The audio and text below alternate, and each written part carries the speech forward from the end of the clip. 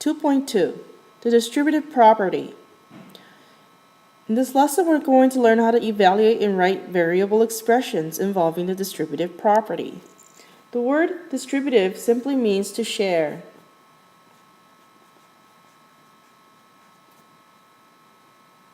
So, algebraically, if I take the variable a and I multiply it to the sum of b plus c, I can share a to b and c by multiplying a to b and a to c, and take the sum of ab and ac. The same would hold true if a were located after the sum of b and c. And the distributive property also applies to the difference of b minus c. So if I were to multiply a to b and multiply a to c, I would take the difference of ab minus ac. And the same holds true if a were located after the difference of b minus c. So let's take a look at some numerical examples. So if a were 4, b were 6, and c were 3,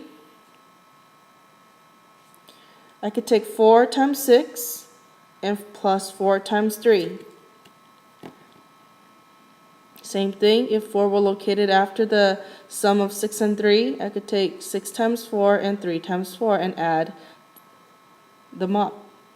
And for the difference of 7 and 2, I could first multiply 5 and 7 and 5 and 2 and take the difference. And the same holds true for this last example. Guided practice. Part A. Evaluate the expression using the distributive property and mental math. So basically, they don't want you to just simply take 7 and multiply it by 109. They want you to apply this property here. Okay, so I can split 109 up to become 100 plus 9.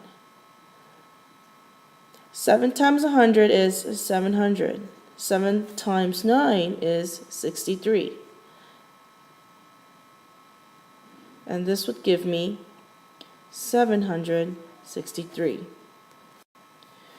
And for the next one, I could do negative 5. I could take 400 minus 4. 400 minus 4 would give me 396.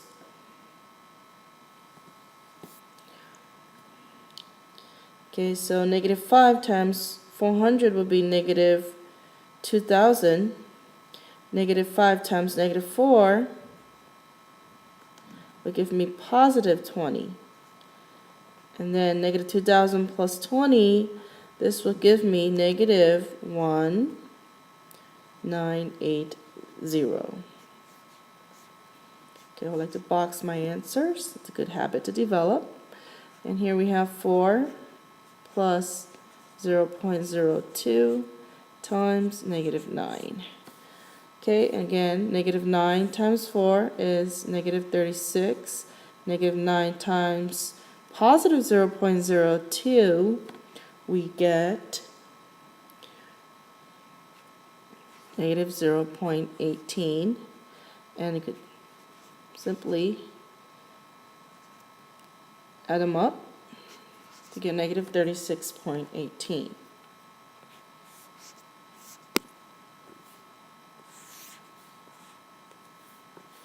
Part B. Use the distributive property to write an equivalent variable expression. So basically they just want you to apply the property. So the first thing you do is take 3 and multiply it to y. That makes 3y, plus take 3 and multiply it to 9, get 27. And here we have negative 7 times s, and negative 7 times 20, which gives you negative 140. And here, 5 times 7 is 35. 5 times 2 is 10. 5 times 4 is 20. 35 plus 10 is 45. 45 plus 20 is 65.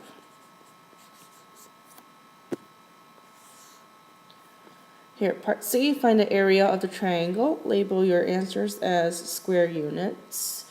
So you know the area is half times base times height. Base is 18. The height is 5a plus 7. You can simplify 2 and 18. And then you can distribute the 9. 45a plus 63. Giant pumpkins. A giant pumpkin can be difficult to weigh directly on a scale. To estimate the weight, you can first measure the distances A, B, and C in inches as shown below. The weight W in pounds can then be approximated using the formula. W equals 1.9 times the sum of A plus B plus C. Part A. Use the distributive property to write the given formula without parentheses. So just take W equals 1.9A plus 1.9B plus 1.9C. Part B. For a certain pumpkin, A equals 132, B equals 91, and C equals 85 inches. Approximate the weight of the pumpkin in the nearest pound. So basically you need to substitute in all these numbers into A, B, and C respectively.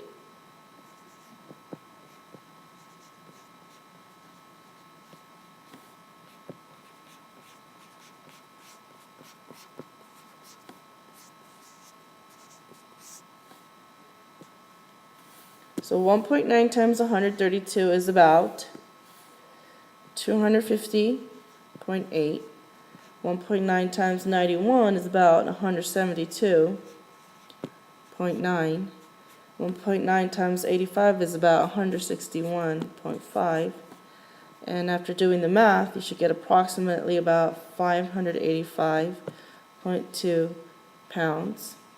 And since it wants you to round to the nearest pound, it needs to be a whole number, 585 pounds. And that concludes our lesson.